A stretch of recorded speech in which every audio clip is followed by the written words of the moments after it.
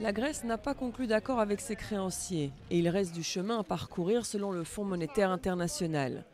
Mais c'est l'optimisme qui souffle sur la zone euro après le sommet extraordinaire de Bruxelles. Les discussions progressent. Après ce conseil de la zone euro et surtout le travail qui a pu être fait ces dernières heures, nous avançons vers un accord. Pour s'approcher d'un accord, il fallait que la Grèce présente des propositions crédibles aux yeux des créanciers. Athènes a effectivement proposé 21 mesures nouvelles lundi à Bruxelles. Nous avons eu aujourd'hui des propositions grecques, vous en avez entendu parler.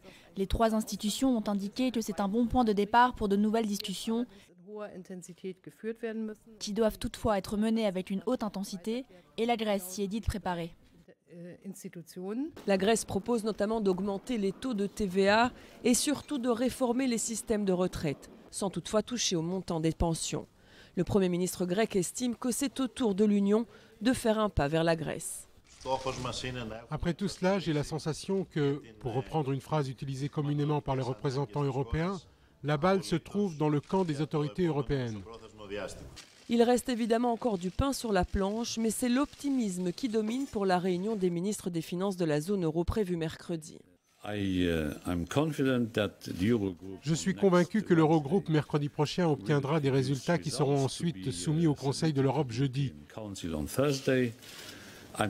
Je suis convaincu que nous n'avons pas uniquement l'intention d'arriver à un accord cette semaine. Nous finaliserons cet accord.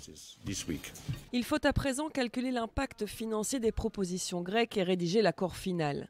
Un accord qui devra recevoir l'aval du Parlement grec et celui de différentes institutions européennes.